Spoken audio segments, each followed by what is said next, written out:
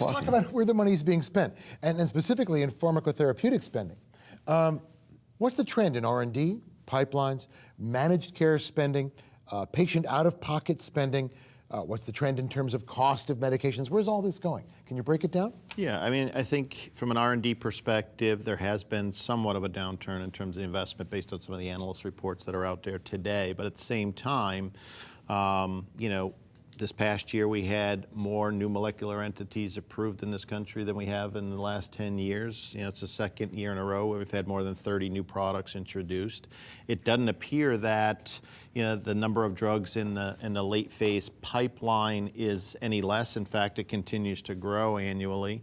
So, you know, there's clearly investments. Now the R&D targeting has shifted, in that you're seeing less investment in the more traditional drugs and much more investment in the high cost, you know, biologic, more complex therapies today, because that's where the market's going and that's where the dollars are being made for these manufacturers. So, you know, upwards of 50% of your pipeline today is specialty, and you know, of that, a great proportion of that is oncology drugs. And as far as managed care spending, from a pharmacotherapy perspective, this is something we monitor very closely at Catamaran, our PBM, and we produce trend reports on an annual basis.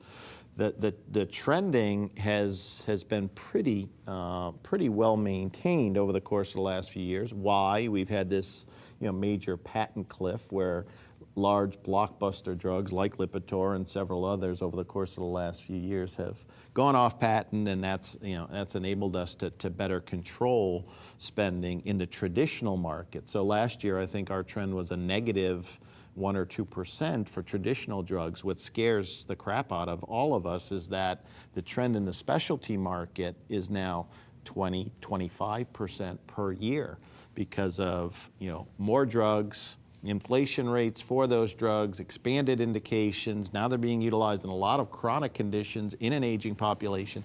This is something that we really have to get our arms around going forward. Patient out of pocket, same thing. It's been pretty stable.